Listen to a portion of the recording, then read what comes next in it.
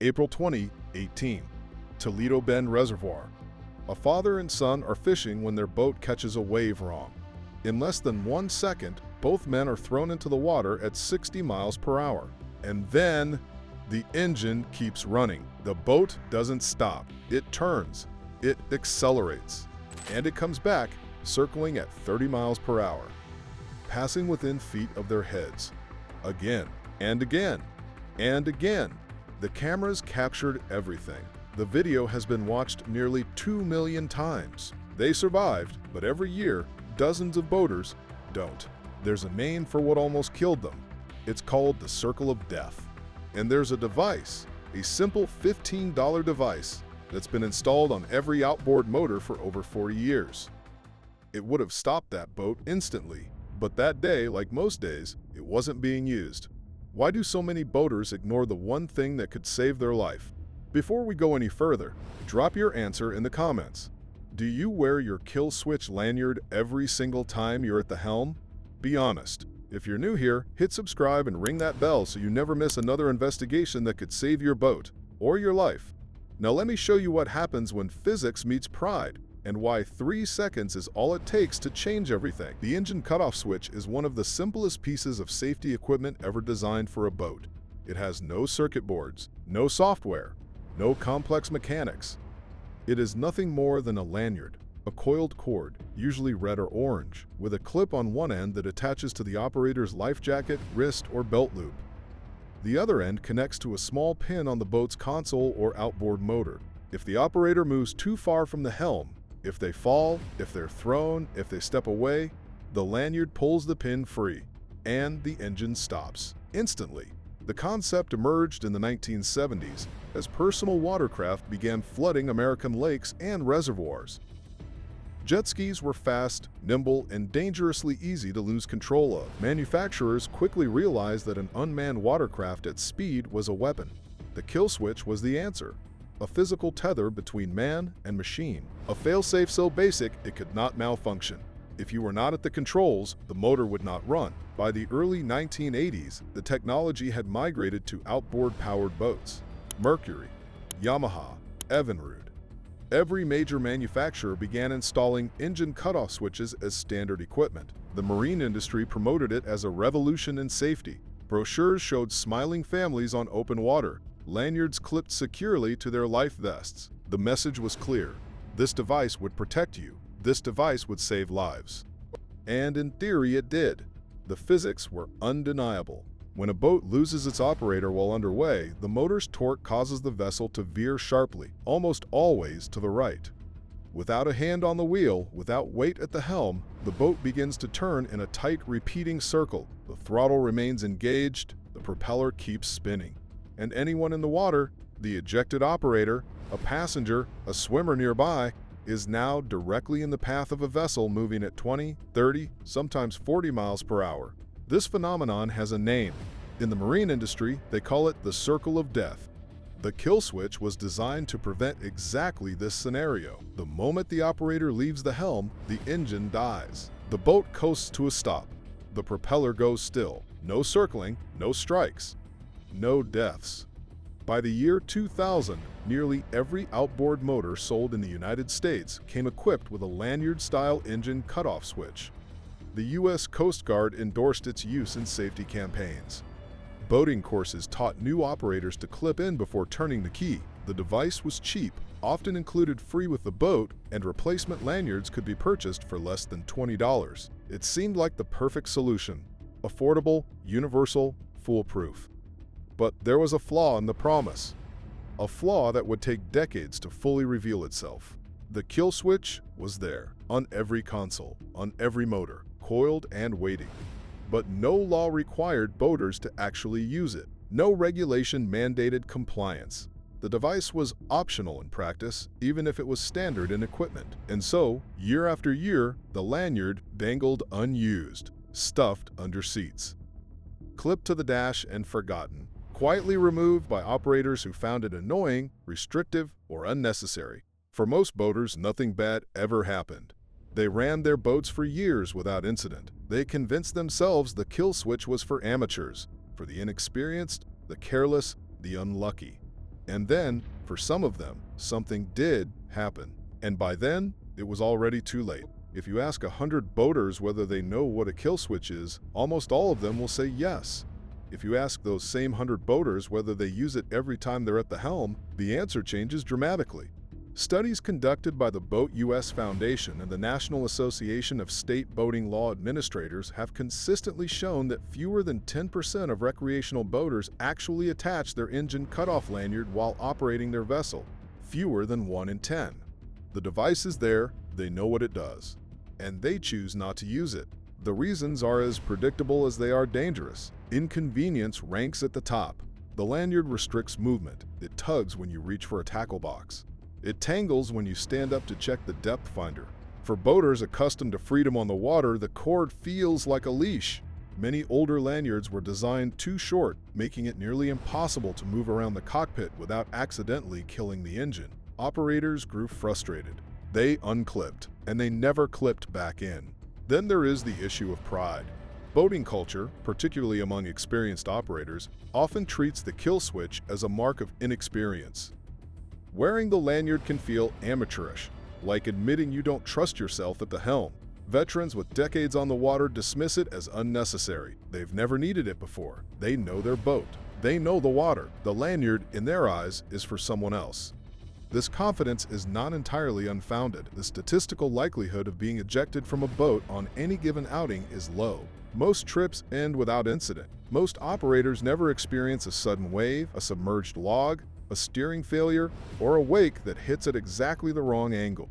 The problem is that when these events do occur, they happen in milliseconds. There is no time to react, no time to grab the wheel, no time to reach for the throttle. The water does not offer warnings. And yet, the warnings were there, not on the water, but in the data. As early as the 1970s, marine accident investigators documented cases of operators being struck by their own boats. Propeller injuries, drownings, deaths that followed a disturbingly consistent pattern: ejection, circling, impact. The Coast Guard compiled reports. Safety advocates raised alarms. Bass tournament organizations, after losing competitors to circle of death accidents, began requiring mandatory kill switch use during races. The professional fishing world understood the risk. They had seen it firsthand. But the recreational boating community remained largely untouched by these lessons. Accident reports were filed and forgotten. Fatalities were attributed to bad luck, poor judgment, or isolated circumstances. The marine industry continued to install kill switches on every boat and continued to watch as operators ignored them. The pattern repeated for decades. Dozens of preventable deaths each year, hundreds of injuries, families destroyed by accidents that a $15 lanyard could have stopped. It would take a series of tragedies, some caught on camera, others burned into the memories of survivors, to finally force a reckoning. Stories so visceral, so undeniable, that they could no longer be dismissed as outliers. In April of 2018, a father and son on Toledo Bend Reservoir would survive one of the most harrowing circle of death incidents ever recorded. Their GoPro cameras captured every second. The video would be viewed nearly 2 million times, and it would change the conversation forever. But before that day, there were others. Names and faces that never made the news. Families who buried loved ones in silence. Their stories deserve to be told. The numbers do not lie. They never have. According to the United States Coast Guard's Recreational Boating Statistics reports, propeller strike accidents account for approximately 150 incidents per year in American waters. In 2019 alone, 172 people were struck by propellers, 35 of them fatally. In 2023, the numbers remained grimly consistent: 145 accidents, 23 deaths, 183 injuries. These figures represent only the cases that were reported, investigated, and officially documented. The true toll is almost certainly higher. A significant portion of these accidents share a common origin: an operator ejected from the helm, a boat entering the circle of death, and a propeller that keeps spinning until it finds flesh or runs out of fuel. To understand why this happens, you must understand the physics. When an outboard motor is running and the operator releases the steering wheel or is thrown from the helm, the torque generated by the spinning propeller causes the motor to pivot. In most configurations, this pivot is to starboard, to the right. The boat, now unmanned, begins a tight circular turn. The tighter the circle, the more centrifugal force acts on anything still aboard, often ejecting additional passengers. The throttle remains engaged because no one has told it to stop. The boat accelerates back on the plane, and within seconds, it is completing full rotations at speeds of 20 to 40 miles per hour. For anyone in the water, escape is nearly impossible. The boat completes a full circle in 3 to 10 seconds, depending on speed and hull design. A person wearing a life jacket cannot dive beneath the surface quickly enough to avoid the pass. A person without a life jacket may be too disoriented to react at all.